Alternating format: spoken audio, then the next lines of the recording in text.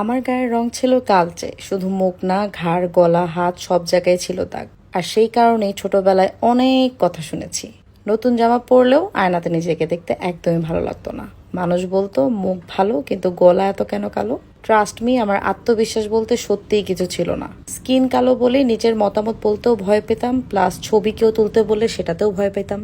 মানুষ কখনো বুঝে বলতো, আবার কখনো না বুঝে বলতো, কিন্তু ভিতরে ভিতরে আমি একটু একটু করে ছোট হয়ে যাচ্ছিলাম। আর এই ড্রাস্টিক চেঞ্জ কিন্তু একদিন দুই দিনের না। আর স্পেশালি এই বডি ক্রিমটা তো আমি অনেস্টলি বলতেছি একদমই রেজাল্ট পাওয়ার আশায় ইউজ করিই নাই। যেখানে কোম্পানি থেকে বলে দিছে যে 10 থেকে 12 দিনের মধ্যেই রেজাল্ট পাবে, আমি তো বিশ্বাসই করি নাই ফার্স্টে যে এত ফাস্ট কিভাবে রেজাল্ট দেওয়া পসিবল। বাট মাত্র 10 থেকে 12 দিন যাওয়ার পরেই দেখলাম যে স্কিনটা এত বেশি পরিমাণে ফর্সা হয়ে যাচ্ছে, প্লাস স্কিনের যে ধরো সানটেন গুলো আছে, তারপরে হচ্ছে ঘাড়ের যে কালো দাগগুলো আছে, এগুলো আস্তে আস্তে সব হালকা হয়ে যাচ্ছিল।